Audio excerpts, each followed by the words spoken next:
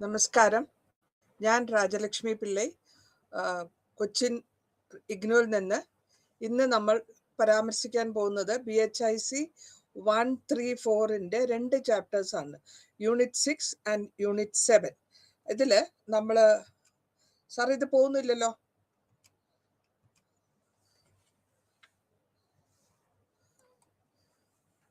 നമ്മളിവിടെ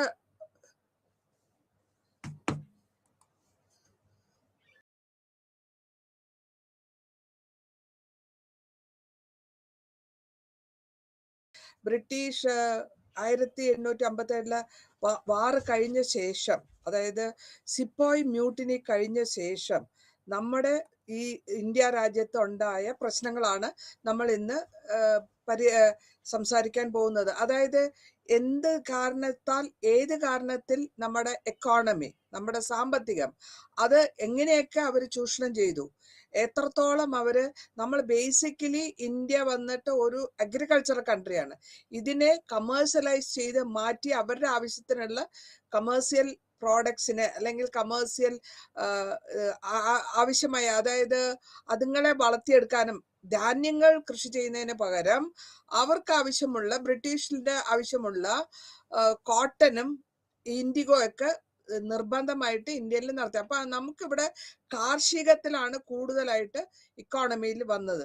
ആ ഇക്കോണമീനെ അല്ലെങ്കിൽ സാമ്പത്തികത്തിനെ മാറ്റി, അഗ്രികൾച്ചറിനെ മാറ്റി അതൊരു മാർക്കറ്റ് ലെവലില്, അതായത് നമ്മുടെ ഇന്ത്യ മാർക്കറ്റ് ലെവലിലേക്ക് അവർക്ക് ആവശ്യമുള്ള സാധനങ്ങൾ നമ്മൾ കൊടുക്കുക. അതേമാതിരി അവർക്ക് ആവശ്യമുള്ള അവരുടെ ഫിനിഷ്ഡ് ഇൻഡസ്ട്രിയൽ റവല്യൂഷൻ, അവിടെ ഇംഗ്ലണ്ടിൽ വന്നിട്ടുള്ള ബിസിനസ് ഓർഗനൈസേഷന് വേണ്ട സാധനങ്ങൾ ഇവിടെ, റോ മെറ്റീരിയൽ ഇവിടെ ഉണ്ടാക്കുക, അത് ഇവിടെ നിന്ന് അവർ കൊണ്ടുപോകും, പിന്നെ അവിടെ വിൽക്കും, അത് കഴിഞ്ഞ് തിരിച്ച് ഇവിടെ കൊണ്ടുവരും വിൽക്കാൻ. അപ്പൊ ഒരു വിധത്തിൽ നോക്കിയാൽ ഒരു മാർക്കറ്റ്, സാധനം മേടിക്കാനും അതേമാതിരി തിരിച്ചു കൊണ്ടുവന്ന് വിൽക്കാനുള്ള ഒരു കമേഴ്സ്യൽ ലെവലിലുള്ള ആക്ടിവിറ്റീസ് ആണ് ഇവിടെ നടന്നത്. അതിൽ കൂടെ ഇവരെന്താ ചെയ്തു വെച്ചാല് നമ്മുടെ ഇന്ത്യൻ അഗ്രികൾച്ചറിനെ മാക്സിമം ഉപയോഗിച്ചു. ആദ്യമായിട്ട് നമുക്ക് നോക്കാവുന്നത് പ്രോഡക്റ്റ് മാർക്കറ്റ്സ്, എന്തൊക്കെ വിധത്തിലുള്ള മാർക്കറ്റ്സ് ആണ് ഉണ്ടാക്കിയത്. അരി, ഗോതമ്പ, നെയ്യ്, ഇങ്ങനത്തെ സാധനങ്ങളൊക്കെയാണ് ആദ്യം കൊടുത്തുകൊണ്ടിരുന്നത്. ഇതിന് പകരം അവർ ഇൻപുട്ടായിട്ട് കൊണ്ടുവന്നിരുന്നത് പ്രോഡക്ട്സ്, ഇതിന് കാർഷികത്തിന് ആവശ്യമുള്ള ടൂൾസ്, വിത്തുകൾ, വിളവുകൾ, അല്ലെങ്കിൽ ധാന്യങ്ങളുടെ ആവശ്യമുള്ള നമുക്ക് ഫെർട്ടിലൈസേഴ്സ്, ബുള്ളക്സ്, ഇങ്ങനെയൊക്കെയാണ് നമ്മൾ ആദ്യം കൊടുത്തോണ്ടിരുന്ന നമ്മളുടെ മാർക്കറ്റ്. പക്ഷെ അത് പതുക്കെ പതുക്കെ ഈ ഹാൻഡ് ക്രാഫ്റ്റിൽ നിന്ന് മിഷ്യൻ മെയ്ഡ് ആയിട്ട് അല്ലെങ്കിൽ മിഷ്യനെ കൊണ്ടുണ്ടാക്കുന്ന ഒരു ലെവലിലേക്ക് പോവാണ് ഇന്ത്യൻ കൾച്ചർ, അഗ്രികൾച്ചറിലേക്ക് പോവാണ്. ലേബർ മാർക്കറ്റിനെ പറയുകയാണെങ്കിൽ ഇവിടെ ലേബേഴ്സ് ഒരുപാടുണ്ട്, ആൾക്കാർ, പണിയെടുക്കാൻ ആൾക്കാർ ഇഷ്ടം വരെയുണ്ട്. അപ്പോൾ ഒരാള് 10 പേരുടെ ആവശ്യമുള്ള സ്ഥലത്ത് 100 പേര് വെയിറ്റിംഗിലുണ്ടാവും. അപ്പോൾ എന്ത് പറ്റും, അവർക്ക് ഏറ്റവും കുറഞ്ഞ വേതനം ലഭിക്കുന്ന ലേബർ ആയിരിക്കും അവരെടുക്കുക, അല്ലെങ്കിൽ അവര് അപ്പോയിന്റ് ചെയ്യുക. അങ്ങനെ അവിടെ ലേബറിന്റെ പൈസയിലും, അതായത് നിറയെ ശമ്പളം കൊടുക്കാണ്ട് അല്ലെങ്കിൽ വലിയ കൂലി കൊടുക്കാണ്ട് ചെറിയ കൂലി കൊടുത്ത് ആൾക്കാരെ കൊണ്ട് ചെയ്യിക്കുക. അതിനാണ് നമ്മൾ ലേബർ മാർക്കറ്റ് എന്ന് പറയുന്നത്. പിന്നെ ലാൻഡ് മാർക്കറ്റ് എന്ന് വെച്ചാല് ഇവിടെ നമ്മൾ എന്താ ചെയ്യുന്ന വെച്ചാല് കടന്നെടുത്ത് നമ്മൾ സ്ഥലം മേടിക്കുക, കർഷകൻ സ്ഥലം മേടിക്കുക. സ്വന്തമായിട്ട് കർഷകന് സ്ഥലം ഉണ്ടാവില്ല, അപ്പൊ ഒന്നില്ലെങ്കിൽ മേടിക്കും അല്ലെങ്കിൽ പാട്ടത്തിനെടുക്കും, എന്നിട്ട് അവിടെ കൃഷി ചെയ്യും. ഇതുമല്ലെങ്കിൽ ഇവരെന്താ ചെയ്യണമെന്ന് വെച്ചാൽ വലിയ വലിയ ജമീന്ദാറിന് അല്ലെങ്കിൽ വലിയ പണക്കാർക്ക് എവിടെ ലാൻഡ് ഉണ്ടോ അവരുടെ ലാൻഡിൽ ഇവര് അടിയാന്മാരായിട്ട് പണിയെടുക്കുന്നു. അപ്പൊ അങ്ങനെയും ഒരു ലാൻഡ് മാർക്കറ്റും ഇവിടെ ഡെവലപ്പ് ചെയ്തുകൊണ്ട് വന്നു. ഇതേ സമയം ഇവിടെ നമ്മുടെ മാർക്കറ്റിൽ കമേഴ്സ്യൽ ഐറ്റംസ് ഉണ്ടാക്കാൻ കൊണ്ടുവന്നപ്പോഴത്തേക്കും ഇതിന് ആവശ്യമുള്ള പണം കയ്യിലില്ല. അത് കഴിഞ്ഞാൽ മാത്രമല്ല, പണം ഉണ്ടാക്കുക മാത്രമല്ല, ടാക്സ് കൊടുക്കണം, കരം കൊടുക്കണം, അതേമാതിരി വാടക കൊടുക്കണം, ക്യാഷ് ആയിട്ട് കൊടുക്കണം. ഇതിനൊക്കെ വിത്ത് മേടിക്കാനോ കാളേനെ മേടിക്കാനോ അതിന് വേണ്ട ആയുധങ്ങൾ മേടിക്കാനോ എല്ലാത്തിനും ഈ കർഷകന് പൈസയുടെ കുറവ് വരുന്നുണ്ട്. അപ്പൊ ഇയാൾ എന്ത് ചെയ്യും? വേറെ ആരോടെങ്കിലും കടം മേടിക്കാൻ നിൽക്കും. അങ്ങനെ അയാൾക്ക് മാത്രമല്ലല്ലോ, അയാളെ ഡിപ്പെൻഡ് ചെയ്തിരിക്കുന്ന, കർഷകനെ ഡിപ്പെൻഡ് ചെയ്തിരിക്കുന്ന കുടുംബക്കാരെയും ഫാമിലിക്കാരെയും സ്വന്തക്കാരെയും എല്ലാം നോക്കേണ്ട ഒരു ആവശ്യം വരുന്നതുകൊണ്ട് അയാൾ വേറെ ആരുടെടുത്തെങ്കിലും നിന്ന് പണം മേടിച്ചിട്ടായിരിക്കും ഇത് നടത്തിക്കൊണ്ട് പോവുക. ഇനി നമ്മൾ ഇവിടെ പറയുന്നത് ടാക്സേഷൻ എന്ന് വെച്ചാൽ ഒരു ലാൻഡിൽ നിന്ന് അല്ലെങ്കിൽ ഒരു ഭൂമിയിൽ നിന്ന് നമുക്ക് എത്രത്തോളം സാധനങ്ങൾ പ്രൊഡ്യൂസ് ചെയ്തെടുക്കാൻ പറ്റും. അത് നമ്മളുടെ വിളവ് അസസ്മെന്റ് എന്ന് പറയുന്നത് ഇവിടെ വിളവാണ്. എത്രത്തോളം വിളവ്, എല്ലാ സ്ഥലത്തും ഒരേമാതിരി വിളവ് കിട്ടില്ല. കാരണം അതിന് ഒരു ലാൻഡിന്റെ, അതായത് ഭൂമിയുടെ മണ്ണിന്റെ വ്യത്യാസം ഉണ്ടാവും, വെള്ളത്തിന്റെ വ്യത്യാസം ഉണ്ടാവും, അതിന്റെ ഏത് ക്രോപ്പാണോ ഇടുന്നത് അതിന്റെ വ്യത്യാസമുണ്ട്. അപ്പൊ ഇവിടെ ബ്രിട്ടീഷ് ഗവൺമെന്റ് എന്താ ചെയ്ത വെച്ചാല്, അല്ലെങ്കിൽ ബ്രിട്ടീഷ് കമ്പനി എന്നേ ഞാൻ പറയാമല്ലോ, ഗവൺമെന്റ് എന്ന് പറയാറായിട്ടില്ല, കമ്പനി എന്ന് പറയാം, ബ്രിട്ടീഷ് ഈസ്റ്റ് ഇന്ത്യ കമ്പനി, അവരാണ് ഇതിനെ പറ്റിയൊക്കെ ഇങ്ങനെ എടുത്തു കൊണ്ടുവന്നത്. അപ്പൊ ഇവരെന്താ ചെയ്യിച്ചാൽ 2 സിസ്റ്റം കൊണ്ടുവന്നു. എന്താണ് 2 സിസ്റ്റം? ടാക്സ് എങ്ങനെ മേടിക്കണം, അല്ലെങ്കിൽ കരം എങ്ങനെ മേടിക്കണം, റെഗുലർ ആയിട്ട് കരം എങ്ങനെ മേടിക്കണം, അതിന് ഒരു എമൗണ്ട് ഫിക്സ് ചെയ്യാനുണ്ട്. ആര് ഫിക്സ് ചെയ്യും, അല്ലെങ്കിൽ എത്രത്തോളം ഫിക്സ് ചെയ്യണം, എങ്ങനെ അത് കളക്ഷൻ ചെയ്യണം, കർഷകന്റെ കയ്യിൽ നിന്ന് കളക്ഷൻ ചെയ്യണോ, അല്ലെങ്കിൽ നമ്മളുടെ കർഷകന്റെ മുതലാളി അല്ലെങ്കിൽ ജമീന്ദാറിന്റെ കയ്യിൽ നിന്ന് മേടിക്കണോ എന്നുള്ളതൊക്കെ ഒരു കൺഫ്യൂഷനുള്ള സ്റ്റേറ്റ് ആണ്. അപ്പൊ അവിടെയാണ് ആര് കൊടുക്കണം, എത്ര കൊടുക്കണം, എങ്ങനെ കൊടുക്കണം, ഈ പ്രൊഡക്ഷൻ, അതായത് ലാൻഡിൽ നിന്ന് പ്രൊഡക്ടിവിറ്റിയിൽ നിന്ന് കൊടുക്കണോ, അല്ലെങ്കിൽ ഒരു പെർമനന്റ് ആയിട്ട് ഒരു ഫിക്സ്ഡ് പ്രൊഡക്ഷൻ ഇത്ര തരാ, നിങ്ങൾക്ക് കർഷകന് ലാഭം കിട്ടിയാലും കിട്ടിയില്ലെങ്കിൽ ഞങ്ങൾക്ക് ഇത്രയും തരണം. ഇതൊന്നും നമ്മൾ ഇവിടെ ഇതിനെ പറ്റിയുള്ള കാര്യങ്ങളാണ് നമ്മൾ പരാമർശിക്കാൻ പോകുന്നത്.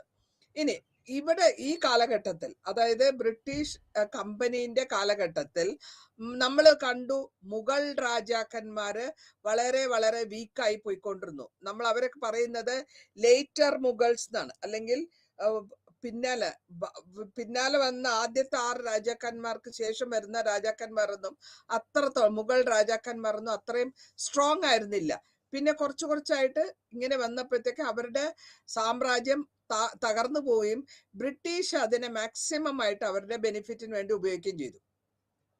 ഇങ്ങനെ വരുമ്പോ സൗത്ത് ഇന്ത്യയിലെ അവർ വലിയ സാമ്പത്തികമുള്ള ബെൻസാല്, Bihar, coastal Orissa, eastern side എല്ലാം അവര് പിടിച്ചെടുത്തു കഴിഞ്ഞാൽ അവരുടെ ഉദ്ദേശം അവരുടെ കൺട്രോളിൽ വന്നു കഴിഞ്ഞാൽ അവിടെയുള്ള ജമീന്ദാർമാര് അല്ലെങ്കിൽ അവിടെയുള്ള കർഷകരെ ഉപയോഗിക്കുക, അല്ലെങ്കിൽ അവരിൽ നിന്ന് ടാക്സ് മേടിക്കുക. ഇതെല്ലാം എന്താ, ഇത് ഈ അഗ്രികൾച്ചറിന്റെ മാത്രമല്ല നമ്മൾ ടാക്സ് കാണുന്നത്, പിന്നെ വ്യവസായം, ബിസിനസ്, ട്രേഡ്, ഹാൻഡിക്രാഫ്റ്റ്, കരകൗശല സാധനങ്ങൾ, ഇങ്ങനത്തെ സാധനങ്ങളൊക്കെ അവർ ഇവിടെ നിന്ന് മേടിച്ച് ഇംഗ്ലണ്ടിലോ അല്ലെങ്കിൽ യൂറോപ്പിലോ കൊണ്ടുപോയി വിൽക്കുന്നുണ്ട്. അപ്പൊ അങ്ങനെ ആ business, buying and selling, trading അത് നടക്കുന്നുണ്ട്. ഹാൻഡിക്രാഫ്റ്റ് സാധനങ്ങൾ മേടിച്ചുകൊണ്ട് പോകുന്നുണ്ട്. ഇങ്ങനെ പല വിധത്തിലും ബിസിനസ്സിന് ആവശ്യമുള്ള സാധനങ്ങൾ ഉൽപ്പാദിപ്പിക്കുക, അത് അവരുടെ യൂറോപ്പിൽ കൊണ്ടുപോവുക, വിൽക്കുക, കാശുണ്ടാക്കുക. Basically British East India Company ബിസിനസ്സുകാരാണ്. അപ്പൊ എപ്പോഴും നമ്മൾ ഒരു കാര്യം മനസ്സിലാക്കണം, ബിസിനസ്സുകാർക്ക് എത്രത്തോളം ലാഭം കിട്ടാൻ സാധിക്കും, ഏത് വഴിയിൽ ലാഭം കിട്ടാൻ സാധിക്കും എന്നുള്ള ഒരൊറ്റ ചിന്തയേ ഉണ്ടാവുള്ളൂ. അപ്പൊ അങ്ങനെ വരുമ്പോഴാണ് ഇവിടെ കൺട്രോൾ ചെയ്ത് പോകുന്നു.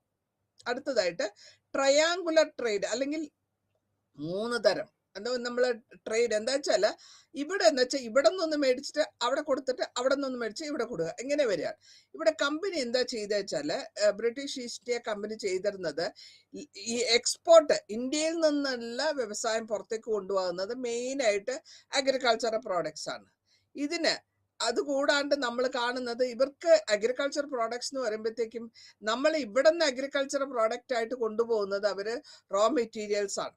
ഓക്കെ, അതിനുശേഷം അവരുടെ നാട്ടിൽ നിന്ന് അല്ലെങ്കിൽ മൂന്നാമത്തെ രാജ്യം, ഇന്ത്യ, ബ്രിട്ടൻ, ചൈന, ഇത് 3മാണ് ട്രയാങ്കുലർ ട്രേഡ്. ട്രൈ എന്ന് വെച്ചാൽ 3 രാജ്യങ്ങൾ തമ്മിലുള്ള ട്രേഡ്. ചൈനയിൽ നിന്ന് ചായ കൊണ്ടുവരും, അതേമാതിരി ഇവിടെ അതിന് പകരം അവർ സിൽവർ കൊടുക്കും. ചൈനയ്ക്ക് ഇംഗ്ലണ്ടിലത്തെ സാധനങ്ങൾ അവരല്ലെങ്കിലും വിദേശികളായ ഇംഗ്ലണ്ടിൽ നിന്ന് കൊണ്ടുവരുന്ന സാധനങ്ങൾ അവർ ഉപയോഗിക്കാറില്ല, അല്ലെങ്കിൽ അവർക്ക് അത് താല്പര്യമില്ല. അപ്പൊ എന്ത് പറ്റും, ചൈനീസ് നമ്മുടെ അടുത്തുനിന്ന്, അതായത് ഇന്ത്യയിൽ നിന്ന് മേടിച്ചിരുന്ന സാധനങ്ങള് ഐവറി, ദന്ത സാധനങ്ങള്, റോ കോട്ടൺ, പിന്നെ ഓപ്പിയം എന്ന് പറയുമ്പോഴത്തേക്ക് ഒരു ചരസ് എന്ന് പറയുന്ന ഒരു സാധനം, അത് ഇങ്ങനെ കഴിച്ചു കഴിഞ്ഞാൽ ഒരുമാതിരി ഉറക്കം തൂങ്ങണമാതിരി അവരുടെ എനർജിയൊക്കെ പോകും. അത് ചൈന ഹിസ്റ്ററി പഠിക്കുമ്പോൾ നിങ്ങൾ ഒരു വലിയൊരു കാര്യമായിട്ട് പഠിക്കാനുള്ള ഒരു ടോപ്പിക്കാണ് ഓപ്പിയം വാർ എന്ന് പറഞ്ഞിട്ട് ചൈനയിൽ നടത്തിയിട്ടുണ്ട്. ബ്രിട്ടീഷാണ് അവിടെ ഇൻട്രൊഡ്യൂസ് ചെയ്യുന്നത്. കാരണം ഇത് വന്ന് നമ്മളുടെ ഇവിടെ നാട്ടിൽ കാണുന്ന മാതിരിയുള്ള കഞ്ചാവും ചരസ് എന്നൊക്കെ പറഞ്ഞ സാധനം തന്നെയാണ് ഇത്. അതെന്താ പറ്റുക വെച്ചാൽ ഈ നല്ല ആൾക്കാരെ, അതായത് യങ്സ്റ്റേഴ്സിനെയാണ് അത് എഫക്ട് ചെയ്യുക. അപ്പൊ അവരുടെ എനർജി മുഴുവൻ പോകും, മടി പിടിച്ചിരിക്കും. ഇപ്പൊ ഇവിടെ കാണുന്നത് എന്താണ്, ടീ മേടിച്ചിട്ട് അവര് ഇവിടെ കൊണ്ടുവരും, ഇവിടെ നിന്നുള്ള സാധനം അവിടെ കൊണ്ടുപോകും. അപ്പൊ 3 കൺട്രി, അതായത് 3 പോർട്ട്, കൽക്കട്ട പോർട്ട്, കാൻഡൺ ചൈനയിലെ പോർട്ടും ലണ്ടൻ പോർട്ടും, ഇതിനെയാണ് നമ്മൾ ട്രയാങ്കുലർ ട്രേഡ് എന്ന് പറയാ. ഇതിനെ കൂടെ അവര് ഒരുപാട് ബിസിനസ്സിൽ സമ്പാദിക്കുകയും അവര് പണം അവരുടെ ട്രഷറിയിലേക്ക് കയറ്റുകയും ചെയ്യുന്നു. ഇനി ഏതൊക്കെയാണ് വ്യവസായത്തിന് അല്ലെങ്കിൽ ബിസിനസ്സിന് ആവശ്യമുള്ള ക്രോപ്പ്? അത് എന്തൊക്കെയെന്ന് വെച്ചാല്, 1 indigo, 2 cotton, 3 raw silk, 4 opium, പിന്നെ പെപ്പർ, നമ്മുടെ കേരളത്തിൽ നിന്നുള്ള പെപ്പർ. അത് കൂടാണ്ട് ടീ ആൻഡ് ഷുഗർ. ഇതാണ് മെയിൻ ആയിട്ട് വ്യവസായത്തിന് കയറ്റി അയക്കാനും ഉള്ള സാധനങ്ങളായിട്ട് ഇവിടെ ക്രോപ്പായിട്ട് കൊണ്ടുവരുന്നത്. അപ്പോൾ ഈ റോ സിൽക്ക് എന്ന് പറയുന്നത് അവര് ആദ്യകാലത്ത് ബ്രിട്ടീഷ് ആൾക്കാർ ഉപയോഗിച്ചിരുന്ന വീവേഴ്സോ അല്ലെങ്കിൽ വ്യവസായത്തിൽ ഉപയോഗിച്ചിരുന്ന സാധനമാണ്. പക്ഷെ ഇത് അവിടെ പ്രൊഡ്യൂസ് ആവുന്നില്ല. അതേമാതിരി തന്നെയാണ് കോട്ടനും. കാരണം എന്താന്ന് വെച്ചാൽ കൾട്ടിവേഷൻ, ഈ സാധനം വ്യവസായത്തിൽ നമുക്ക് കോട്ടന്റെ ചെടി വളരണമെങ്കിൽ ട്രോപ്പിക്കൽ ക്ലൈമറ്റ് വേണം, ചൂട് വേണം, അത് കിട്ടുന്നില്ല. അപ്പൊ അതുകൊണ്ട് ബ്രിട്ടനിൽ ഇതൊന്നും കിട്ടില്ല. ഇൻഡസ്ട്രിയൽ റവല്യൂഷൻ വന്നു, തുണി വ്യവസായം, ടെക്സ്റ്റൈലാണ് ആദ്യമായിട്ടുള്ള ഇൻഡസ്ട്രിയിലേക്ക് ആവശ്യമുള്ള സാധനം റോ കോട്ടൺ ആണ്. പക്ഷെ അത് അവിടെ പ്രൊഡ്യൂസ് ചെയ്യാൻ പറ്റില്ല. അപ്പൊ അത് അവര് എവിടെ നിന്ന് കിട്ടുന്നോ അവിടെ നിന്ന് കൊണ്ടുവരും. അങ്ങനെയാണ് അവരുടെ ബിസിനസ് നടത്തി കൊണ്ടുപോയത്. ഇതേമാതിരി തന്നെ ഇവിടെ നിന്ന് സാധനങ്ങൾ മേടിച്ച് ചൈനയിലും കൊണ്ടുപോയി കൊടുത്തു. പിന്നെ ഓപ്പിയം എന്ന് പറയുന്ന ചരസ് എന്ന് പറയുന്ന സാധനം, അല്ലെങ്കിൽ ഒരു ലഹരി പദാർത്ഥമായിട്ടുള്ള സാധനങ്ങള്, ഇത് ഇവിടെ ചൈനയിൽ അവര് പ്രോഹിബിറ്റഡ് ആണ്, അവര് സമ്മതിക്കില്ല. പക്ഷെ അവര് എന്തൊക്കെ ചെയ്താലും അത് സ്മഗിൾ ചെയ്തും അവരുടെ യൂത്തിനെ അല്ലെങ്കിൽ യുവതലമുറയെ ഈ ഇതിലേക്ക് അഡിക്റ്റഡ് ആക്കി കൊണ്ടുവരികയാണ് ബ്രിട്ടീഷുകാർ ചെയ്തത്. അതുകൊണ്ടാണ് അവിടെ ഓപ്പിയം വാർ ഉണ്ടാകാനുള്ള കാരണവും. ഇനി ടീ, നമ്മുടെ ആസാമിലുണ്ടായ ചായ, അതേമാതിരി ഇത് ഈ 1840 ഇത്രയും കൺട്രോൾ ചെയ്യാൻ പറ്റാത്തതുകൊണ്ട് അവർക്ക് ചൈനയ്ക്ക് കൂടെ ഇത് കൊടുക്കേണ്ടി വരുന്നു. പിന്നെ നമ്മൾ കാണാൻ പോകുന്നത് ബൾക്കായിട്ട് ഓരോ സാധനവും എത്രത്തോളം കൂടുതൽ ഉണ്ടാക്കുന്നോ അതനുസരിച്ചിട്ട് അതിന്റെ പ്രൈസ് കിലോഗ്രാമിലോ ക്യൂബിക് മീറ്ററിലോ വലിയ പ്രൈസിലാണ് വിൽക്കുന്നത്. ഇനി ഈ സാധനങ്ങൾ എങ്ങനെയാ കൊണ്ടുപോകുന്നത്, ട്രാൻസ്പോർട്ട് ചെയ്യുന്നത് എവിടെന്നാ? ഇവിടെ നിന്ന് ഇന്ത്യയിൽ നിന്ന് ഇംഗ്ലണ്ടിലേക്ക് യൂറോപ്പിലേക്ക് കൊണ്ടുപോകണമെങ്കിൽ കാർഗോ വെസൽസ് വേണം, അല്ലെങ്കിൽ ഷിപ്പിലെ കൊണ്ടുപോകാൻ പറ്റുള്ളൂ. കാരണം വലിയ രാജ്യത്തിന്റെ വ്യത്യാസം ഉണ്ട്. ആ ഷിപ്പ് കൂടെ വേണം, കടലിൽ കൂടെ ഉള്ള ഷിപ്പ് മുഖാന്തരം, കാർഗോ വെസൽസ് മുഖാന്തരമാണ് അതവിടെ എത്തിക്കുന്നത്. പിന്നെ ഇതേമാതിരി വരുമ്പോ 6 മാസം ഒരു സമയമെടുക്കും, 4 മാസം, ചിലപ്പോൾ 6 മാസം. കാരണം ഇത് വന്നിട്ട് കടലിൽ ഇറങ്ങി കഴിഞ്ഞു കഴിഞ്ഞാൽ കടലിന്റെ സൗകര്യം, അല്ലെങ്കിൽ കടൽ പെട്ടെന്നായിരിക്കും ശോഭിക്കുക, അല്ലെങ്കിൽ പെട്ടെന്നായിരിക്കും കാറ്റ് തരിക. അപ്പോൾ ദിശ മാറിപ്പോവാനും സാധ്യതയുണ്ട്. അപ്പൊ അതുകൊണ്ട് നമ്മൾ എന്താ ആലോചിക്കേണ്ട, മിനിമം 4 മാസം, ചിലപ്പോൾ 6 മാസം ഈ സാധനം ഇവിടെ നിന്ന് അവിടെ എത്തണം, അതേമാതിരി അവിടെ നിന്ന് ഇവിടെ വരണം.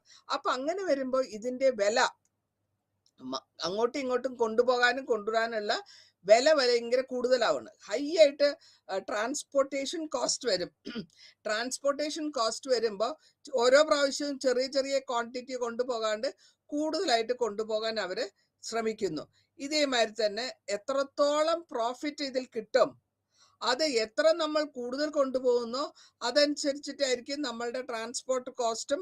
അതേമാതിരി അവർ അതിന് വേണ്ടിയിട്ടുള്ള കാര്യങ്ങളൊക്കെയാണ് ചെയ്തത്. കാരണം ഒരു പ്രാവശ്യം ഷിപ്പ് ഇവിടുന്ന് പുറപ്പെടുമ്പോൾ ഷിപ്പ് ഫുള്ളായിട്ട് എത്രത്തോളം കയറ്റാൻ പറ്റും. കാരണം നമ്മൾ ഒന്ന് മനസ്സിലാക്കണം, വെള്ളത്തിൽ കൂടെ കൊണ്ടുപോകുമ്പോൾ നമുക്ക് വോളിയം ഓഫ് സാധനങ്ങൾ കൂടുതൽ കയറ്റാം, വെയിറ്റ് അറിയില്ല. വെള്ളത്തിൽ നമ്മൾ വെയിറ്റ് അറിയില്ല. ഈവൻ ഒരു ചെറിയ കുട്ടിക്ക് കൂടെ വലിയ ആളെ വെള്ളത്തിൽ വലിച്ചുകൊണ്ട് വരാൻ പറ്റും. കാരണം വെയിറ്റ് അതാളുടെ വെയിറ്റ് അറിയാൻ നമുക്ക് സാധ്യതയില്ല. ഒരു ചെറിയ കയറ് കെട്ടി വലിക്കാൻ പറ്റും വലിയ കാര്യങ്ങൾ, ഒരുപാട് സാധനങ്ങൾ, കുഞ്ഞു കുട്ടികൾക്കാരായിരിക്കും. അപ്പൊ വെള്ളത്തിൽ കൂടെ എത്രത്തോളം കൂടുതൽ കൊണ്ടുപോകാൻ പറ്റുമോ അത്രയും കൊണ്ടുപോയി കഴിഞ്ഞാൽ നമുക്ക് ട്രാൻസ്പോർട്ടേഷനും അത് സൗകര്യമായിരിക്കും. അത് മാത്രമല്ല, ട്രാൻസ്പോർട്ടേഷൻ ചെയ്ത് നമ്മൾ ഇത് അവിടെ കൊണ്ടുപോയി വിറ്റ് അങ്ങനെയാണല്ലോ ബിസിനസ് നടത്തുന്നത്. അപ്പൊ എത്രത്തോളം ലാഭം, അതിന്റെ ലാഭം വരുന്നത് മുഴുവനും എത്ര വെയിറ്റ് നമ്മൾ കൊണ്ടുപോകുന്നു. അതേമാതിരി തന്നെ വെയിറ്റിന്റെ അനുസരിച്ചാണ് അതിന്റെ ട്രാൻസ്പോർട്ട്.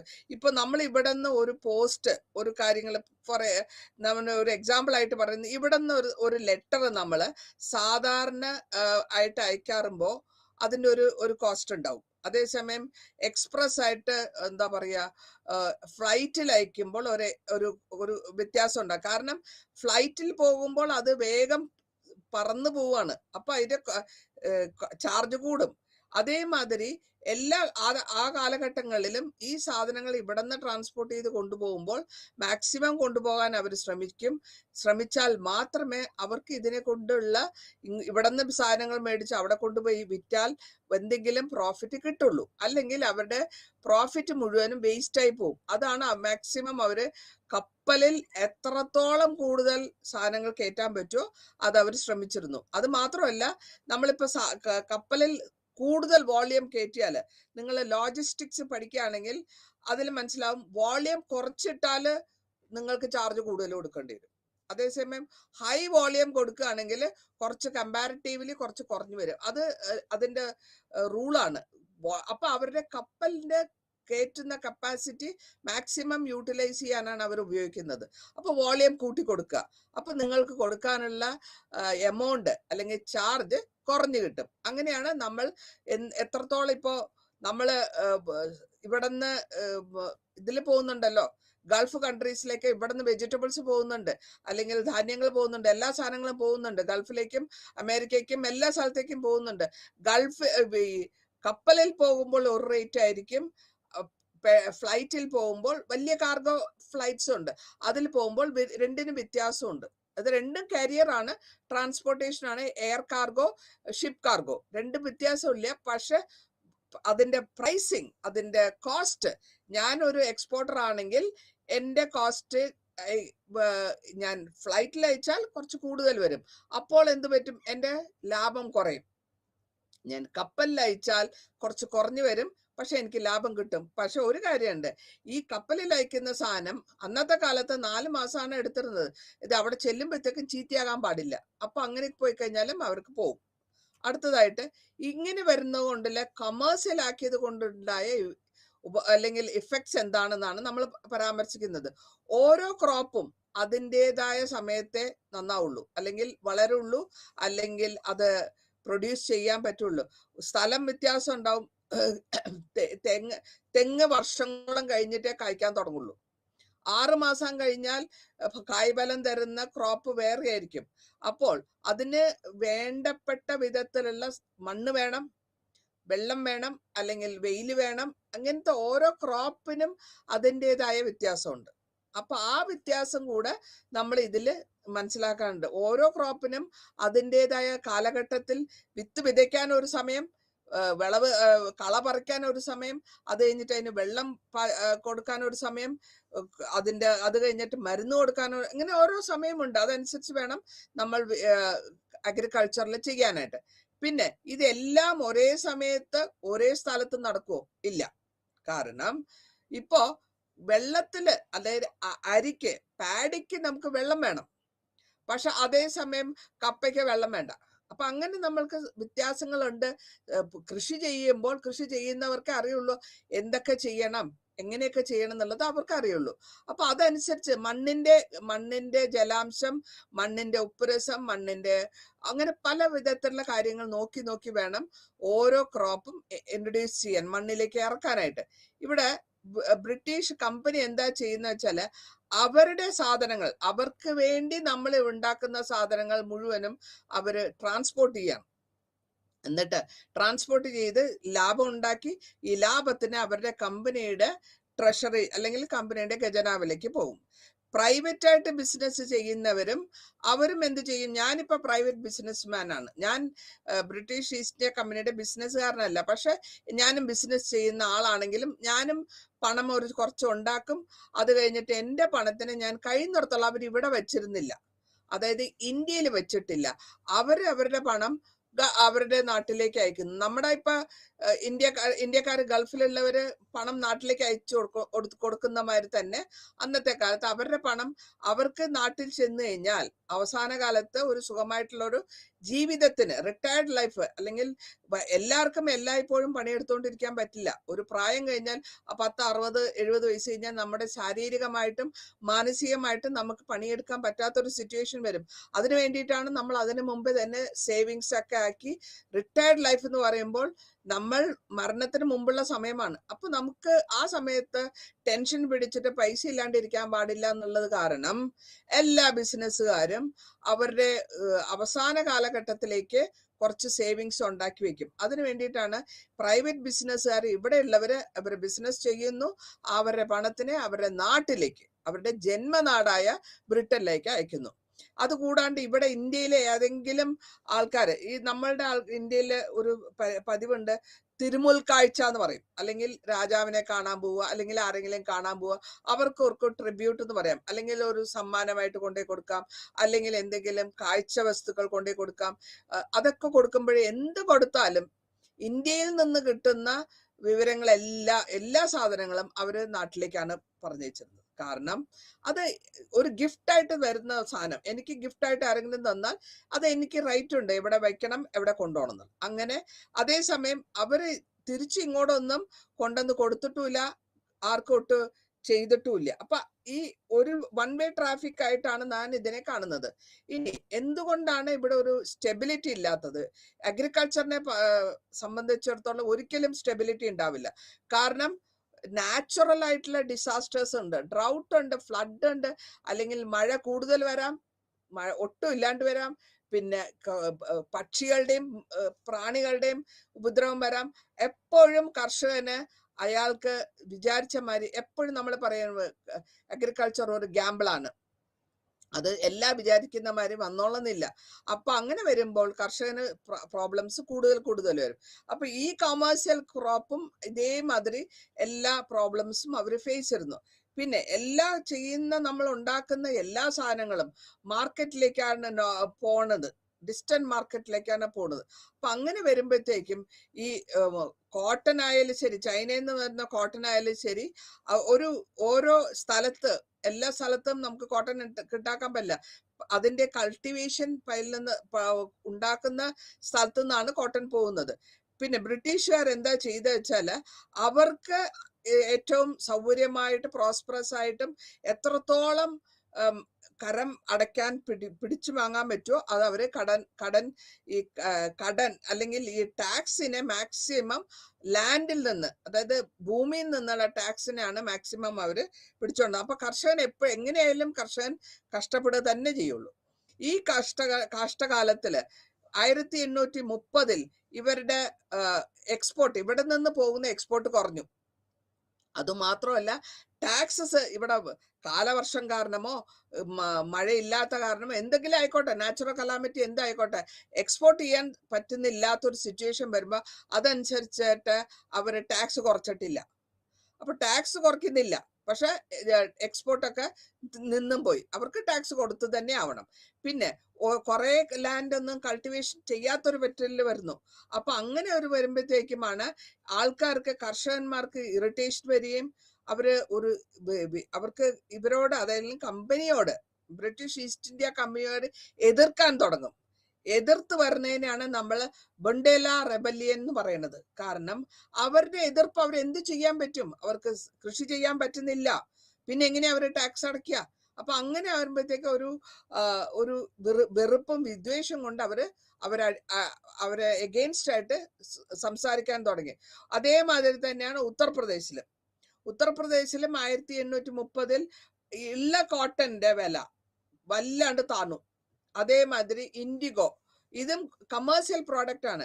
ഇവർക്ക് ഒരു ടെക്നിക്ക് ഉണ്ടായിരുന്നു ആദ്യകാലങ്ങളിൽ. ഇവരെന്താ ചെയ്യാന്ന് വെച്ചാല്, നമ്മള് അഗ്രികൾച്ചറിൽ ലാൻഡ് ബാജറ നെല്ലൊക്കെ ചെയ്തോണ്ടിരിക്കുമ്പോ ആദ്യകാലത്ത് അവരെ ടെംപ്റ്റ് ചെയ്യാൻ വേണ്ടി, കർഷകനെ ടെംപ്റ്റ് ചെയ്യാൻ വേണ്ടി 1 കിലോ നെല്ല് അല്ലെങ്കിൽ 1 കിലോ ബാജറയ്ക്ക് നല്ല വില കൊടുക്കുന്നതിന് പകരം അവിടെ കോട്ടൺ കൾട്ടിവേഷൻ ചെയ്താൽ നിങ്ങൾക്ക് നല്ല പ്രൈസ് തരും. ഇതൊരു ബെയ്റ്റ് ആണ്.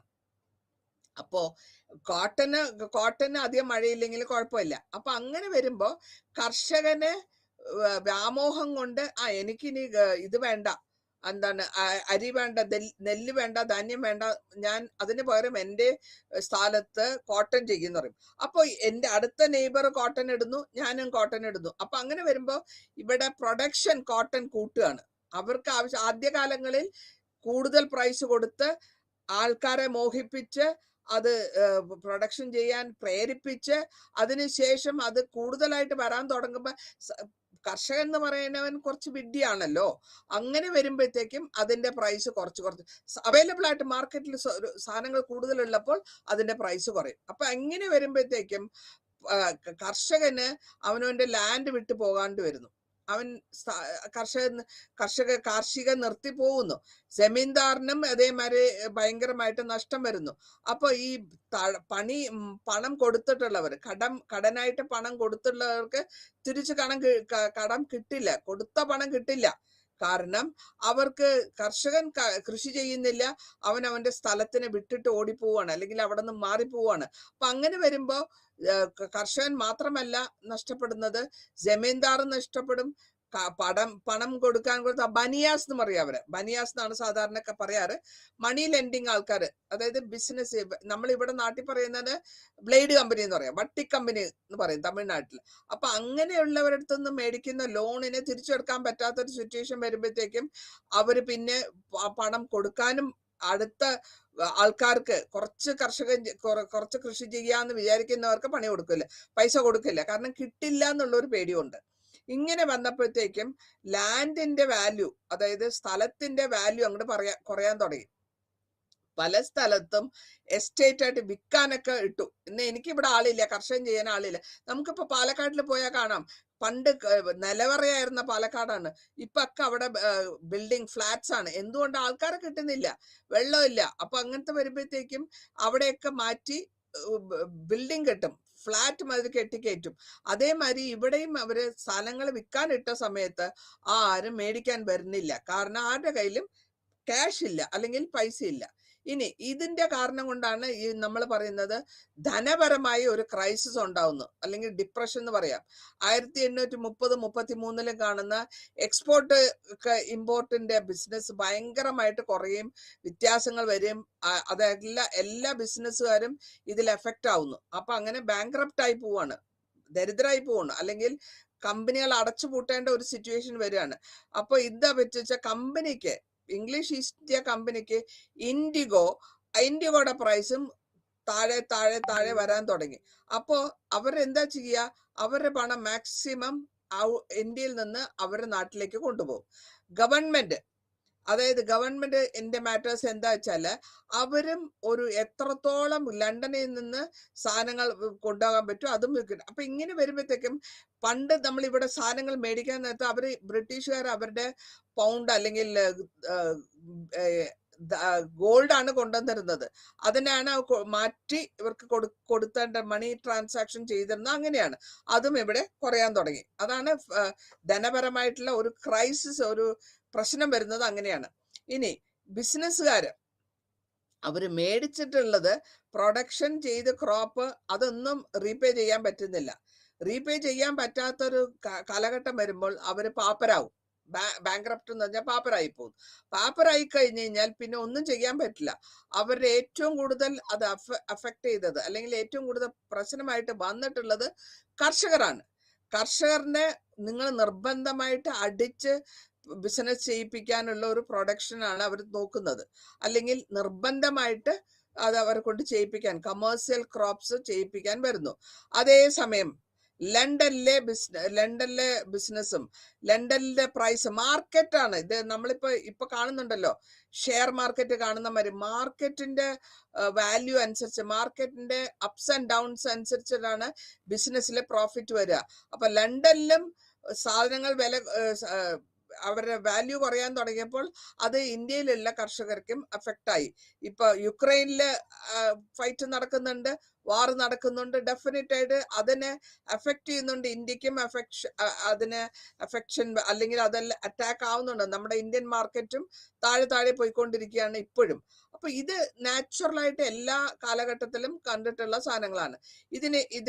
ഈ റൂറൽ എക്കോണമി അല്ലെങ്കിൽ റൂറൽ ആയിട്ടുള്ള ഗ്രാമത്തിലുള്ള ധനപരമായ പ്രശ്നങ്ങൾ ഭയങ്കരമായിട്ട് ഒരു സ്റ്റെബിലിറ്റി ഇല്ലാണ്ട് പോകുന്നു. ഇനി നമ്മൾ അടുത്തതായിട്ട് നോക്കുന്നത് എന്തുകൊണ്ട് ഇത് എങ്ങനെയാണ് സോഷ്യൽ സ്ട്രക്ചർ ഇത്ര നേരം ധനപരമായി നോക്കി. ഇനി നമ്മൾ സോഷ്യലായിട്ട് ഇതിനെ എന്ത് വരുന്നു, അല്ലെങ്കിൽ കമേഴ്സ്യലൈസേഷൻ കൊണ്ട് ഈ എന്ത് വ്യത്യാസമാണ് സൊസൈറ്റിയിൽ വരുന്നത്. സൊസൈറ്റിയിൽ എല്ലാ കർഷകരും ഒരേമാതിരി അല്ല. അവിടെ ഒരാൾ വലുതും ഒരാൾ ചെറുതും, അങ്ങനെ എല്ലാവരും പണക്കാർ മാത്രമല്ല, എല്ലാവരും പാവപ്പെട്ടവർ മാത്രമല്ല, എല്ലാവരും തൊഴിലാളി മാത്രമല്ല. അപ്പൊ ഈ വ്യത്യാസം നമുക്ക് കാണാൻ പറ്റുന്നുണ്ട്. അപ്പൊ എന്താ പറയാ, എനിക്ക് ധനമില്ലെങ്കിൽ ഞാൻ ഡെയിലി കിട്ടുന്ന കൂലിക്കുള്ള വേജ് ലേബർ ആയിട്ട് മാറും. വേജ് ലേബർ ആയിട്ടും സ്ഥലം കിട്ടുന്നില്ലെങ്കിൽ നമ്മൾ ഇവിടെ കിട്ടിയില്ലെങ്കിൽ വേറൊരു സ്ഥലത്തേക്ക് പോകും. അങ്ങനെ ഒരു പവർ, സ്റ്റേറ്റിന്റെ പവർ, ആൾക്കാരുടെ പവറൊക്കെ മാർക്കറ്റിനെ മുഴുവൻ എഫക്റ്റ് ചെയ്യാൻ തുടങ്ങി, അല്ലെങ്കിൽ വിഭജിക്കാൻ തുടങ്ങി. മാർക്കറ്റിൽ വല്ലാണ്ട് ലേബർ മാർക്കറ്റിലും ഞാൻ നേരത്തെ പറഞ്ഞ മാതിരി ആൾക്കാർ കൂടുതലുണ്ട്.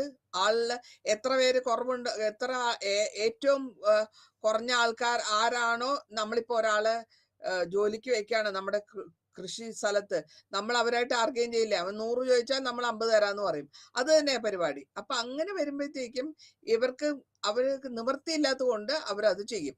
കർഷകര് അയാളുടെ സ്ഥലത്ത് അയാൾക്ക് സ്ഥലമില്ല, അയാളുടെ സ്വന്തമായിട്ട് സ്ഥലമില്ല. അതേമാതിരി തന്നെ ഇൻഡിഗോ പ്ലാന്ററും ഓപ്പിയം ഏജന്റ് എല്ലാവർക്കും അവനവന്റെ പാർട്ടിൽ നിന്ന്, അവനവന്റെ സ്ഥലത്തിൽ കൊമേഴ്സ്യൽ ക്രോപ്പ് ചെയ്യിച്ച്, അല്ലെങ്കിൽ എന്റെ സ്ഥലത്ത് ഈ മാർക്കറ്റിൽ വിറ്റുപോകുന്ന സാധനങ്ങൾ ഉണ്ടാക്കിയാൽ തന്നെയും വളരെ കുറച്ചായിട്ടുള്ള ധനമാണ് അവർക്ക് കിട്ടിക്കൊണ്ടിരുന്നത്.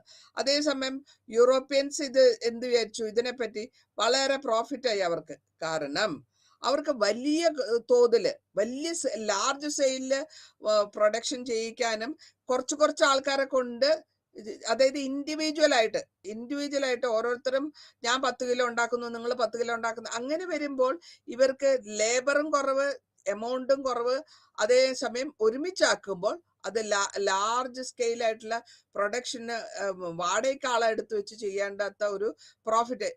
ഇൻ ഷോർട്ട് അതിൽ എന്താ പറയുന്നത് വെച്ചാല്, അതിന്റെ ബെനിഫിറ്റ് വന്നത് യൂറോപ്യൻ ബിസിനസ്സുകാർക്കാണ്.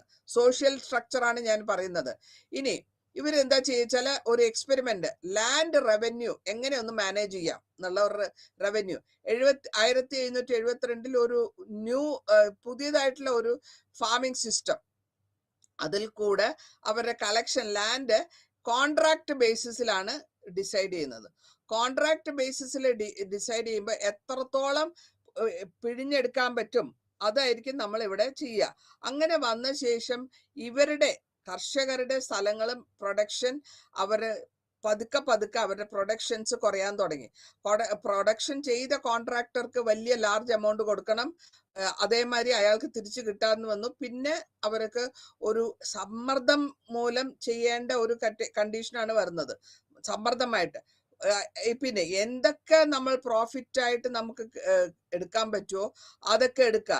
ബിനാമീസ് എന്ന് പറഞ്ഞു കഴിഞ്ഞാല്, അതായത് നമ്മള് ഈ വേർഡൊക്കെ ബിനാമി നമ്മൾ ഇപ്പോഴും ഉപയോഗിക്കാറുണ്ട്.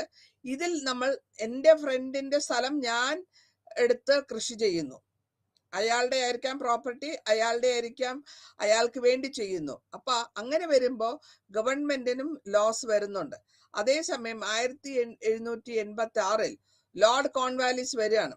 ലോർഡ് കോൺവാലിസ് വന്ന് ഒരു റീഓർഗനൈസ്, ഇവിടെ ഒന്നും മാറ്റിത്തിരുത്താം, അങ്ങനെ ഒരു അഡ്മിനിസ്ട്രേഷൻ, ലാൻഡ് റവന്യൂ എന്ന് വെച്ചാൽ കരം പിരിക്കുക, ലാൻഡിൽ നിന്നുള്ള കരം പിരിക്കുക, അതൊന്ന് മാനേജ്മെന്റിനെ ഒന്ന് പുതുക്കി പണിയാൻ വേണ്ടിയിട്ട് ലോർഡ് കോൺവാലിസ് 1786 വന്ന് റീഓർഗനൈസ് ചെയ്യുന്ന അഡ്മിനിസ്ട്രേഷനാണ് നമ്മൾ അടുത്ത് കാണുന്നത്.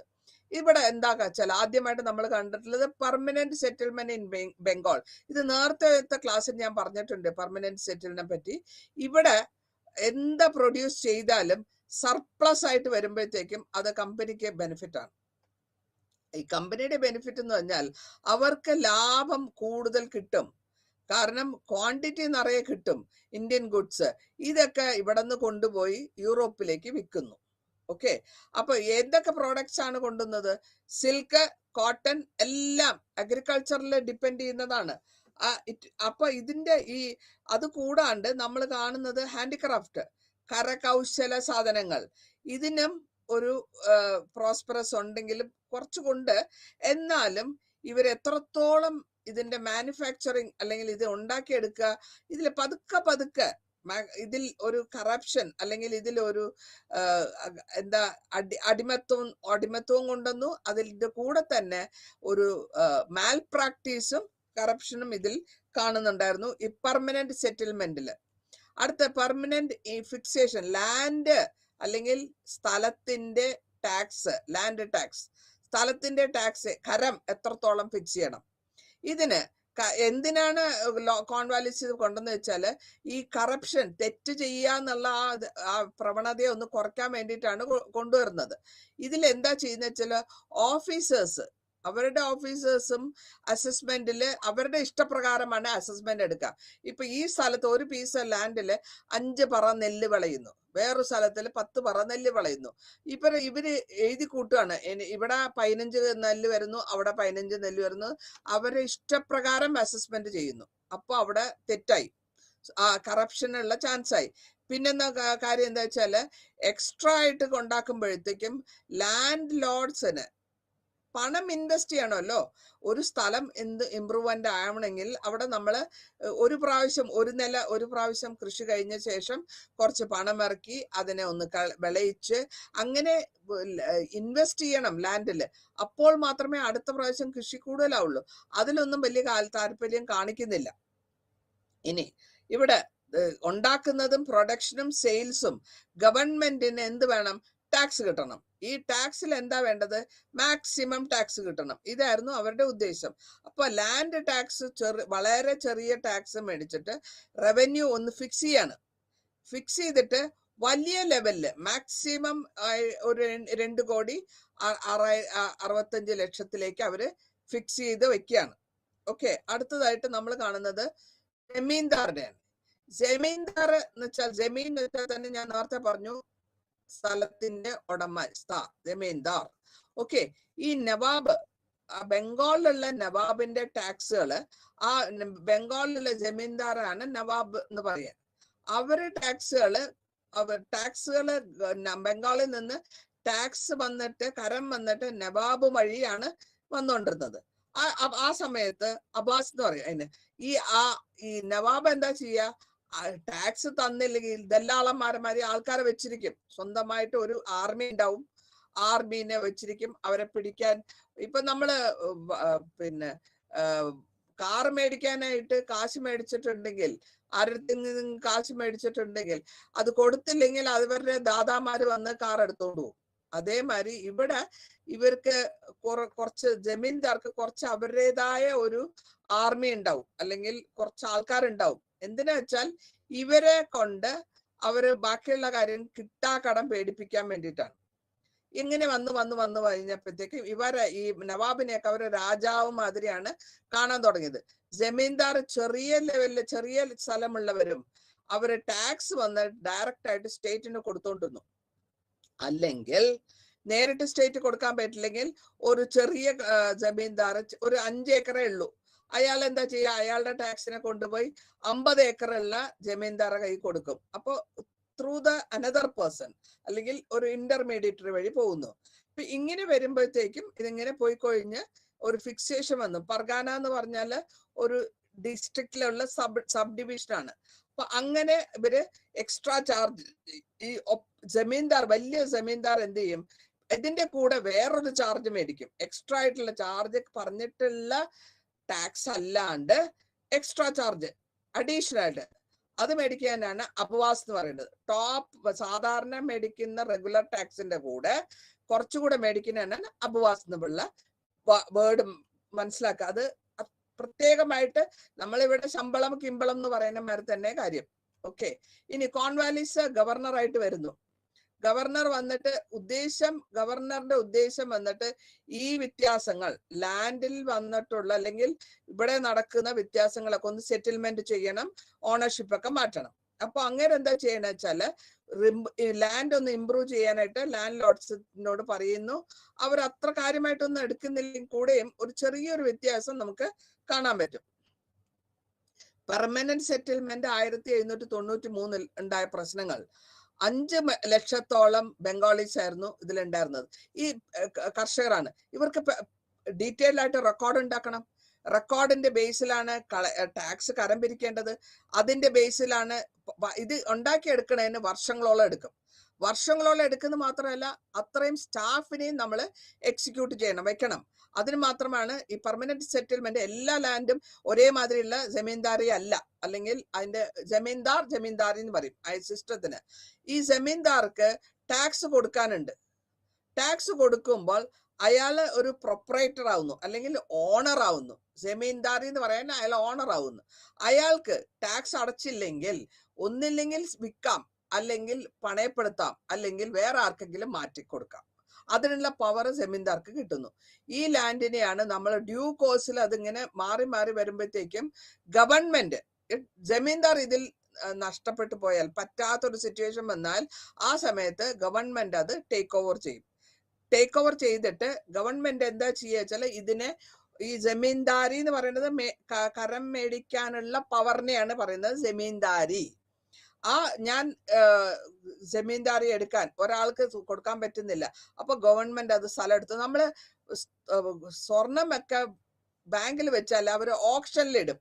എടുക്കാണ്ട് വരികയാണെങ്കിൽ അവർ ഓപ്ഷനിലിട്ട് ഓപ്പൺ ആയിട്ട് വിടും. അതേമാതിരി സ്ഥലത്തിനൊക്കെ പൈസ കൊടുത്തിട്ടുണ്ടെങ്കിൽ ബാങ്കുകാരെ പൈസ കൊടുത്താൽ അവർ വന്ന് ജപ്തി ചെയ്ത് കൊണ്ടുപോകും. അതേമാതിരി ഇവിടെ ജമീന്ദാരിനെ അവർ അല്ലെങ്കിൽ വിൽക്കുന്നത് എങ്ങനെയാ? ഓപ്ഷൻ വഴി, ലേലം വഴി വിറ്റ് അവർക്ക് ആ റൈറ്റിനെ കൊടുത്ത് പുതിയ ഓണറെ നാളെ തൊട്ട് നീ ആയിരിക്കും ഇതിന്റെ ജമീന്ദാർ, അല്ലെങ്കിൽ ജമീന്ദാരി സിസ്റ്റം, അല്ലെങ്കിൽ ജമീന്ദാരിന്റെ പവർ നിനക്കുണ്ട്, നീ അങ്ങനെ മാറ്റാന്ന് പറഞ്ഞിട്ട് ആ സിസ്റ്റം കൊണ്ടുവന്നു. ഇനി അവിടെ എന്താ പറ്റിയ? കർഷകരുടെ പൊസിഷൻ എന്താ? അവര് വെറും സിമ്പിളാണ്. അവര് വെറുതെ ഒരു വാടകക്കാരന്മാര്, ജമീന്ദാറിന്റെ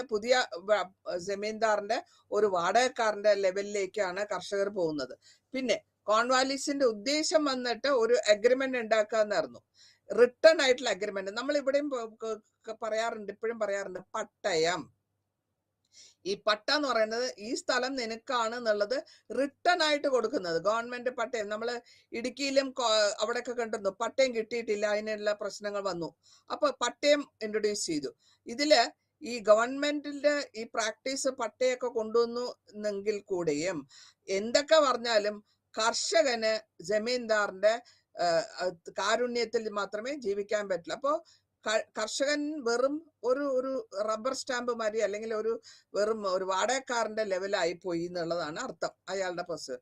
ഇതിന് കൂടാണ്ട് 93-ലും 1799-ലും 1812-ലും ഒക്കെ ജമീന്ദാറിന് ഈ സ്ഥലങ്ങൾ പിടിക്കാനും വേറെ ആൾക്ക് മാറ്റാനും ആ പവറൊക്കെ കൊടുത്തിരുന്നുവല്ലോ. അപ്പോൾ ഇതിന് ഇയാളുടെ പേരിൽ കേസെടുക്കാൻ പറ്റില്ല. കാരണം ഇത് ലീഗലാണ്. ഈ ലീഗൽ മെത്തേഡായിട്ടുള്ള ഹാരസ്മെന്റ് ആണ്, അല്ലെങ്കിൽ ലീഗലായിട്ട് അയാൾക്ക് പവർ ഉണ്ട്. നിങ്ങൾ തന്നില്ലെങ്കിൽ ഞങ്ങൾ എടുക്കും, വേറെ ആർക്ക് കൊടുക്കും.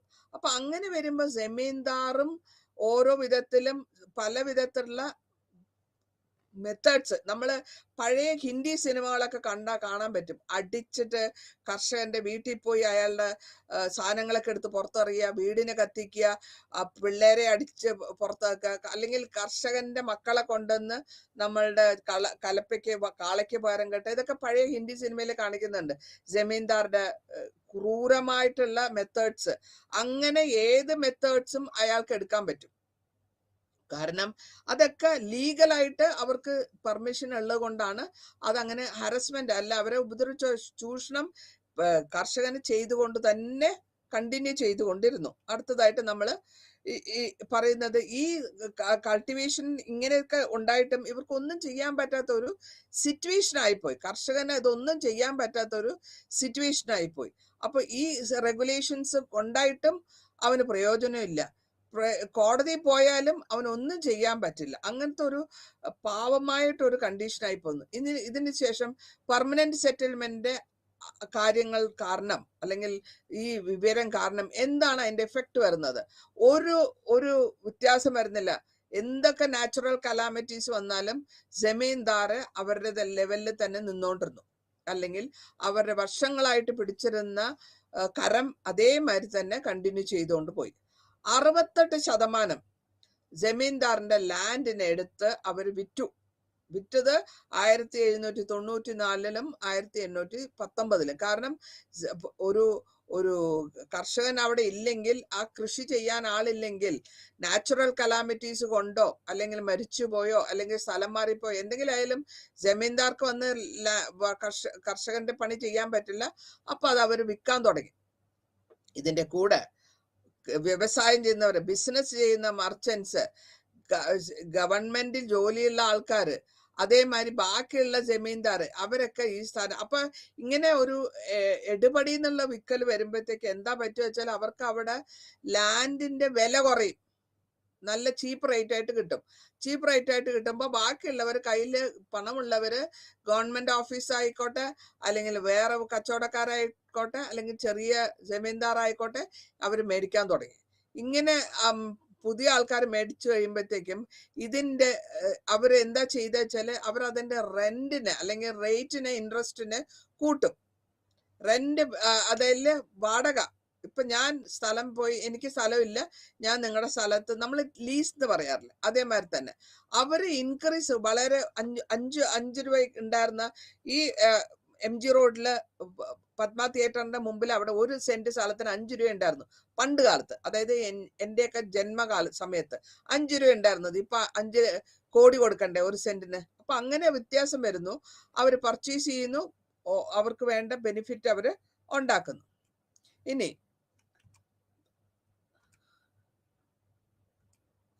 പട്ടിണി താലൂക്കേഴ്സ് എന്ന് പറഞ്ഞു കഴിഞ്ഞാല് ഇവിടെ ഡിഫിക്കൽട്ടായിട്ട് വരുന്നത് എന്താന്ന് വെച്ചാല്, ജമീന്ദാർ അയാളുടെ രാജാവിന്റെ തലയിലാണ് ഈ എസ്റ്റേറ്റ് മുഴുവനും. ആ എസ്റ്റേറ്റിനെ ചെറിയ ചെറിയ ഘടകങ്ങളാക്കി മാറ്റുന്നു. പട്ടിണി താലൂക്സ്, അതിന്റെ പേരാണ് പട്ടിണി താലൂക്സ്. ഇതിനെ ഓരോന്നിനെയും പെർമനന്റ് ആയിട്ട് റെന്റ് കൊടുത്തിട്ട്, ആ റെന്റിന്റെ അതില് റെന്റ് തന്നില്ലെങ്കിൽ ഞങ്ങൾ തിരിച്ചെടുക്കും, എന്നിട്ട് വേറെ വിൽക്കും. അപ്പോ ജമീന്ദാർ ഈ ഈ വിവരം അതായത് പ്ലോട്ടാക്കുക, വലിയ പ്ലോട്ട് മേടിക്കുക, ചെറിയ ചെറിയ പ്ലോട്ടായിട്ട് വിൽക്കുക. അതിപ്പോ നമ്മുടെ റിയൽ എസ്റ്റേറ്റ് ചെയ്യുന്ന പണിയാണ്. അപ്പൊ ഇതിനെ നമ്മള് ചെറിയ വിധത്തിൽ കഷ്ണങ്ങളാക്കി വിൽക്കുക. എല്ലാവർക്കും ഫുള്ളായിട്ട് മേടിക്കാൻ പറ്റില്ല. ഒരു ഗ്രൂപ്പായിട്ട് ആൾക്കാർ ചേർന്ന് വലിയ പ്ലോട്ട് മേടിച്ചിട്ട് അതിനെ മുറിച്ച് വിൽക്കുന്നു, അല്ലെങ്കിൽ അവിടെ എന്താ പറയാ ഒരു സൊസൈറ്റി ഉണ്ടാക്കുന്നു. അങ്ങനെ ചെയ്യുന്ന ഒരു പരിപാടി. അതാണ് ഇപ്പൊ നടക്കുന്ന റിയൽ എസ്റ്റേറ്റ് ബിസിനസ്. ഇനി ഈ അടുത്തതായിട്ടുള്ള ഒരു സിസ്റ്റം എന്ന് പറയുന്നത് നമ്മളുടെ പെർമനന്റ് സെറ്റിൽമെന്റിന് ശേഷം വരുന്ന ഒരു സിസ്റ്റമാണ് ആൾട്ടർനേറ്റീവ് ആയിട്ട് വരുന്ന റോട്ടുവാരി സിസ്റ്റം. ഇവിടെ ആരാണ് ഇത് ഫിക്സ് ചെയ്യുന്നത്? അതിൽ വരുന്നിട്ടുള്ള ഗവൺമെന്റ് ഓഫീസറാണ്. എന്തിന് ബേസ്ഡ് ആണ്? കൾട്ടിവേഷൻ, ലാൻഡിൽ നിന്ന് എത്ര കൾട്ടിവേറ്റ് ചെയ്യുന്നു അതിന് ബേസ്ഡ് ആണ്. കൾട്ടിവേറ്റിംഗ് അതിന്റെ എമൗണ്ട് കൾട്ടിവേറ്റ് ചെയ്താലും ഇല്ലെങ്കിലും. ഇനി വേറൊരു കൾട്ടിവേറ്റർ അല്ലെങ്കിൽ വേറൊരു ബിസിനസ് മാൻ കണ്ടു കഴിഞ്ഞാൽ, അല്ലെങ്കിൽ കർഷകൻ കണ്ടു കഴിഞ്ഞാൽ ഈ സെയിം ഫീൽഡിൽ ചെയ്യാൻ പറ്റില്ല, നിങ്ങൾക്ക് ചെയ്യാൻ പറ്റില്ലെങ്കിൽ അവിടെ അങ്ങനെ തന്നെ ഫാലോ ആയിട്ട് കിടന്നോട്ടെ, തരിശു ഭൂമിയായിട്ട് കിടന്നോട്ടെ. അങ്ങനെ വരുമ്പോ കമ്പനിക്ക് ടാക്സ് വില്ലേജിൽ നിന്ന് മേടിക്കണം. ഈ വില്ലേജ് ടാക്സിന് ആരാണ് കൊടുക്കേണ്ടത്? ഓരോരുത്തരും ആ വില്ലേജിലുള്ള ഓരോരുത്തരും ടാക്സ് കൊടുക്കണം. ഇനി ഈ റോയിട്ട് വാരി തിയറിയില് പ്രാക്ടിക്കലി നമ്മൾ നോക്കുകയാണെങ്കിൽ ഗസ് വർക്കാണ്. ഇത്രയും ഉണ്ടാകും, ഇത്രയും സ്ഥലത്തിൽ ഇത്രയും സാധനം ഉണ്ടാകും എന്നുള്ള ഒരു ഗസ് വർക്കാണ്. ഗസ് വർക്കിൽ നിന്ന് ഡിമാൻഡ് ചെയ്യുന്നു, എമൗണ്ട് ഡിമാൻഡ് ചെയ്ത് മേടിക്കുന്നു. അതിനുശേഷം ഡിഫിക്കൽട്ടി വരുമ്പോഴത്തേക്കും ഇതൊന്നും ചെയ്യാൻ പറ്റാത്ത ഒരു സിറ്റുവേഷൻ ആയി പോകും അവർക്ക്. മഹൽവാരി സിസ്റ്റത്തിൽ എന്താ പറയുന്നത് വെച്ചാല്, മഹൽവാരി സിസ്റ്റത്തിൽ ഈ എസ്റ്റേറ്റ് അല്ലെങ്കിൽ വിൽക്കുന്ന എസ്റ്റേറ്റ് ഗവൺമെന്റ് ആണ് വിൽക്കുന്നത്. ഓക്കെ, അപ്പോ നെസസറി ആയിട്ട് അവർക്ക് ചെയ്യേണ്ടത് ആ ഒരു പ്രധാൻ എന്ന് വെച്ചാൽ ഒരു ഹെഡ്മാൻ, ഒരു വില്ലേജിലെ നാട്ടിലെ പ്രമാണി, അതാണ് പ്രധാൻ. പ്രമാണി മുഖാന്തരമോ അല്ലെങ്കിൽ ഹെഡ്മാൻ മുഖാന്തരമോ വേണം പോവാനായിട്ട്. അപ്പൊ അങ്ങനെ പോരുമ്പോൾ അവര് ഒരു റെക്കോർഡ് ഉണ്ടാക്കണം. ആ റെക്കോർഡിന്റെ പേരാണ്, ചെറിയൊരു റെക്കോർഡിന്റെ പേരാണ്, അല്ലെങ്കിൽ ഓരോ ചെറിയ ചെറിയ യൂണിറ്റിന്റെ പേരാണ് മഹൽ.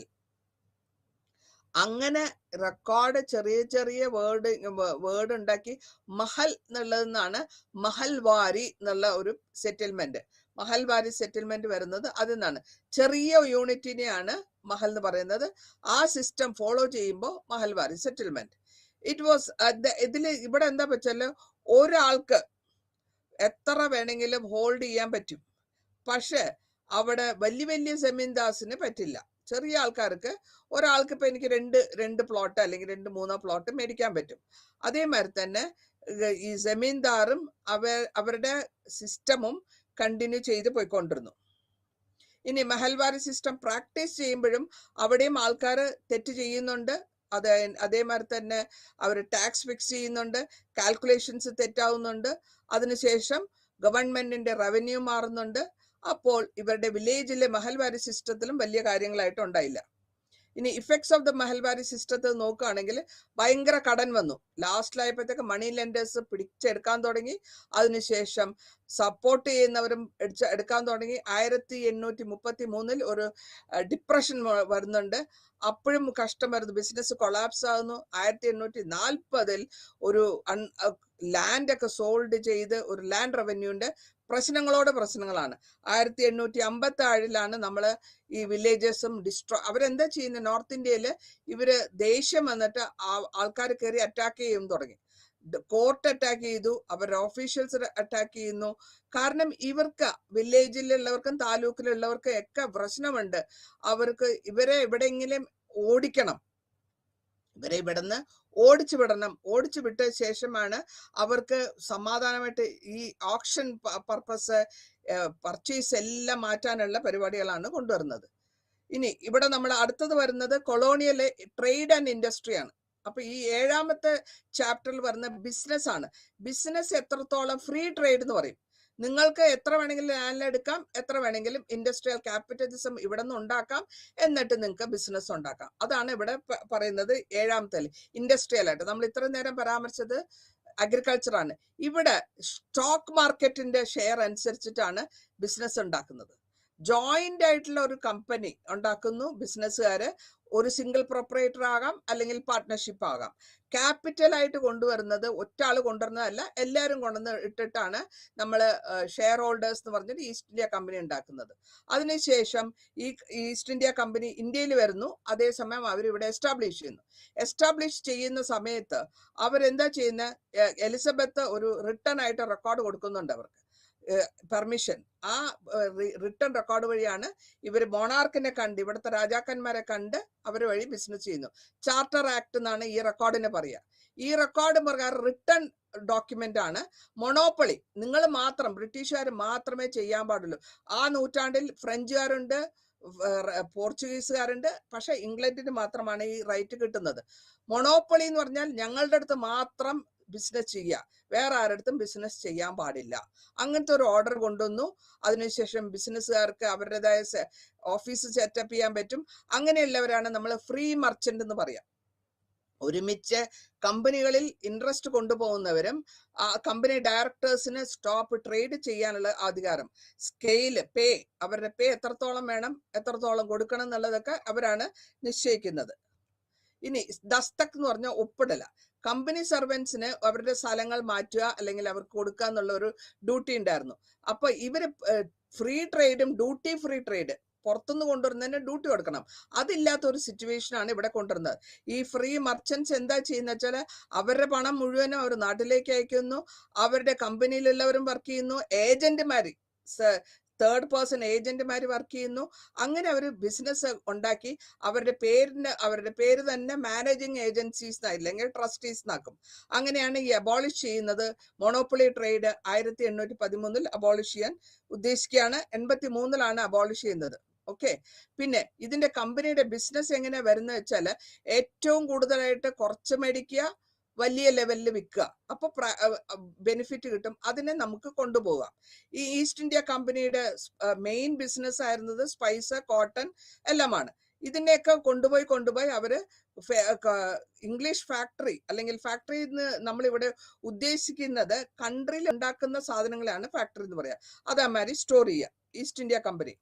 ഇനി അഡ്വാൻറ്റേജസ് എന്താന്ന് വെച്ചാൽ ഇവിടെ അവർക്ക് മാക്സിമം ആയിട്ട് മാർജിനലൈസ് ചെയ്തിട്ടുള്ള പോളിസികളാണ്. ഇവിടെ ഗവൺമെന്റിന്റെ ആ കാലഘട്ടത്തിൽ മുഗൾ ഗവൺമെന്റ് തളർന്നു പോയത് കൊണ്ടാണ് ബ്രിട്ടീഷ് ഈസ്റ്റ് ഇന്ത്യ കമ്പനി ഇത്രയും സ്ട്രോങ് ആയിട്ട് വന്നത്. അതേമാതിരി കർഷകരും അതേമാതിരി കൈവേലകൾ ചെയ്യുന്നവര്, വീവേഴ്സ്, ഇൻഡിഗോ, ഇവരൊക്കെ ഫോഴ്സ്ഫുള്ളി ആയിട്ട് ചെയ്യുമ്പോഴത്തേക്കും അവരുടെ പ്രോഡക്ട്സ് ആണ് കമ്പനി മേടിച്ചു കൊണ്ടുപോയിരുന്നത്. അപ്പൊ കമ്പനിക്കാണ് പവർ കൂടുതൽ വരുന്നതും പെസന്റിന് അല്ലെങ്കിൽ ആൾക്കാർക്കും സ്ഥാനങ്ങൾ കിട്ടിയിരുന്നില്ല. അവർക്ക് അതുകൊണ്ട് ഉപയോഗം ഉണ്ടായിരുന്നില്ല. ഈ മെർക്കൻഡൈൽ ബിസിനസ്സിൽ കൂടിയും പൊളിറ്റിക്കലായിട്ട് ഇവര് ബിസിനസ്സിനെ ബിസിനസ്സിന് ഒരു പൊളിറ്റിക്കൽ മോഡലിൽ കൊടുത്ത് ഇംഗ്ലീഷ് ഈസ്റ്റ് ഇന്ത്യ കമ്പനി ഇവിടുന്ന് സാധനങ്ങൾ അയക്കുകയാണ്. അതേമാതിരി തന്നെ അവർ എന്താ ചെയ്യുക, ഒരു ഫോർട്ട് കെട്ടും. പ്രൊഡക്ഷൻ സേഫായിട്ട് വെക്കാനായിട്ട് ഫോർട്ടുമാര് കെട്ടുന്നു. അങ്ങനെയാണ് നമ്മുടെ മദ്രാസിലെ സെന്റ് ഫോർട്ടും കൽക്കട്ടയിലെ വില്യം ഫോർട്ടും. ഇതിന്റെ അകത്താണ് അവർ ആർമികളെ സൂക്ഷിച്ചിരുന്നതും പടക്കോപ്പുകൾ സൂക്ഷിച്ചിരുന്നതും. ഈ ഇൻഡസ്ട്രിയൽ ക്യാപിറ്റലിസം കൊണ്ട് അവരുടെ മെത്തേഡ്സ് ഒന്ന് മാറ്റി കൊണ്ടുവന്നതിന് ശേഷം ഗവൺമെന്റ് എന്താ ചെയ്യുന്നത്, മാക്സിമം ഇൻഡസ്ട്രിക്ക് അവരുടെ ഇൻഡസ്ട്രിയൽ ക്യാപിറ്റലിലേക്ക് കൊണ്ടുവന്നതാണ് അവരുടെ ബെനിഫിറ്റ്. അങ്ങനെ ഇംഗ്ലണ്ടിലുള്ള കമ്പനിയായിട്ട് ഇവിടെ കമ്പയർ ചെയ്താണ് കൊണ്ടുപോയിക്കൊണ്ടുവന്നത്. അതേമാതിരി എക്സ്പോർട്ടും വ്യവസായം അങ്ങോട്ടും ഇങ്ങോട്ടും കൊണ്ടുപോകുന്ന പോളിസികൾ 1 മില്യൺ കണക്കാണ് ഡോളേഴ്സ് ആണ് പോകുന്നത്. ആ കോട്ടൺ ക്ലോത്തും 15% കൂടി. അതേസമയം അവരുടെ ട്രേഡിങ്ങും നല്ല വിധത്തിൽ കൂടി. കോട്ടൺ എക്സ്പോർട്ട് ചെയ്തുകൊണ്ടിരുന്നു. പിന്നെ cotton clothes, raw silk, saltpetre, ഈ സാധനങ്ങളൊക്കെ ഇവിടെ ഉണ്ടാക്കി അവിടെ കൊണ്ടുപോകുന്നു. ചെറിയ എമൗണ്ട് ആണ് സിൽക്ക് ക്ലോത്ത് ചെയ്തുകൊണ്ടിരുന്നത്. പോളിസി എന്താ വെച്ചാൽ ടെറിട്ടോറിയൽ റവന്യൂ എന്ന് പറയുമ്പോൾ ഇവിടെ വരുന്നത് നോൺ കൊമേഴ്സ്യൽ ഏർണിങ്സ് ആണ്. ടെറിട്ടോറിയൽ ലെവലിൽ കൊണ്ടുവന്ന് നിർത്തുന്നതും കമ്പനി ദിവാന്റെ കൺട്രോളിൽ കൊണ്ടുവരുന്നു. അത് കഴിഞ്ഞിട്ട് അവര് കോർപ്പറേഷനായിട്ട് മാറ്റുന്നു. ഇക്കണോമിക് ഡ്രെയിൻ, മുഴുവൻ പണം ഇവിടെ നിന്ന് പോവുകയാണ്. നാട്ടിൽ നിന്ന് ഇൻവെസ്റ്റ്മെന്റ് ആയിട്ട് അവരുടെ പണത്തിലേക്ക് പോകുന്നു, ഈ ട്രിബ്യൂട്ടായിട്ട് പോകുന്നു. അതിനാണ് നമ്മൾ ഇക്കണോമിക് ഡ്രെയിൻ എന്ന് പറയുക. ഡീഇൻഡസ്ട്രിയലൈസേഷൻ കൊണ്ടുവരുന്നുണ്ട്. എന്നൊക്കെ ചെയ്തിട്ടും അവർക്ക് പറ്റാത്തത് എന്താ വെച്ചാൽ ഇവിടെയുള്ള വീവേഴ്സിന്റെയും സ്പിന്നേഴ്സിന്റെയും എമൗണ്ട് കുറയുന്നു. അതേമാതിരി ബ്രിട്ടീഷ് ഇൻഡസ്ട്രിക്കൽ ആവറേജും കുറയുന്നു. ഇതേമാതിരി തന്നെ നമ്മൾ ഇവിടെ മനസ്സിലാക്കാൻ പോകുന്നത് ഈ ഡീഇൻഡസ്ട്രിയലൈസേഷൻ കാരണം ഇവിടെ ടെക്നോളജി ഇല്ല. അതേമാതിരി തന്നെ നമുക്ക് ലാർജ് സ്കെയിൽ പറ്റുന്നില്ല. അപ്പോൾ എവിഡൻസസ് ഇല്ല. ഗ്രോത്തിന്റെ ഒരു പ്രോഗ്രാം അല്ലെ, നമ്മളുടെ പെർ ക്യാപിറ്റ കുറഞ്ഞു വരികയാണ് 19ാം നൂറ്റാണ്ടിൽ. ഈ ഓരോ യൂണിറ്റിന്റെയും ക്ലോത്തിന്റെ യൂണിറ്റ് കുറഞ്ഞു വരുന്നു. അതേമാതിരി തന്നെ യാണിന്റെയും കുറഞ്ഞു വരുന്നു. എവിഡൻസ് ഇല്ലാത്തത് കൊണ്ടും നമുക്ക് വളരെ കഷ്ടമായിട്ടുള്ള ഒരു സിറ്റുവേഷൻ ആയിരുന്നു ആ സമയത്ത്. അപ്പോൾ ഇതിന്റെയൊക്കെ നമ്മൾ എന്താണ് ഇതിൽ നിന്ന് നമ്മൾ കാര്യമായിട്ട് മനസ്സിലാക്കേണ്ടത് വെച്ചാല് ഇൻക്രീസ് ചെയ്യുക. എത്രത്തോളം ബ്രിട്ടീഷ് കമ്പനീന്റെ കൺട്രോള് ഇവിടെ ചെയ്തോ അതേമാതിരി തന്നെ അവരുടെ കൺട്രോള് അവിടെ വരുന്ന ചേഞ്ചസിനെയാണ് ഇവിടെ മർച്ചന്റ് അല്ലെങ്കിൽ ബിസിനസ്സുകാര് അവരുടെ കമ്പനി മുഖാന്തരം ഈ ടെറിട്ടോറിയൽ പവർ, ആ ടെറിട്ടറി എന്ന് വെച്ചാൽ സ്ഥലത്തിൽ പവർ കൺട്രോൾ എടുക്കുകയാണ്. ആ കൺട്രോൾ എടുക്കുമ്പോൾ അവർക്ക് പ്രൈവറ്റ് ആയിട്ടുള്ള ഒബ്സർവേഷൻസ് ഉണ്ട്. ക്വാണ്ടിറ്റി ഒഫീഷ്യൽസ് ഉണ്ട്, ട്രേഡിനെ പറ്റിയ സ്റ്റാറ്റിസ്റ്റിക്സ് ഉണ്ട്, എംപ്ലോയ്മെന്റ് ഡാറ്റ ഉണ്ട്. എല്ലാ വിധത്തിലും അവരുടെ കയ്യിൽ മാനുഫാക്ചറിങ്, നമ്മുടെ ഇന്ത്യൻ മാനുഫാക്ചറിങ് ഡിവിഷനിൽ ഇതിന്റെയൊക്കെ കുറവുള്ളത് കൊണ്ടാണ് അവർക്ക് നമ്മുടെ കയ്യിൽ ഇങ്ങനത്തെ സാധനങ്ങളൊന്നും ഇല്ലല്ലോ.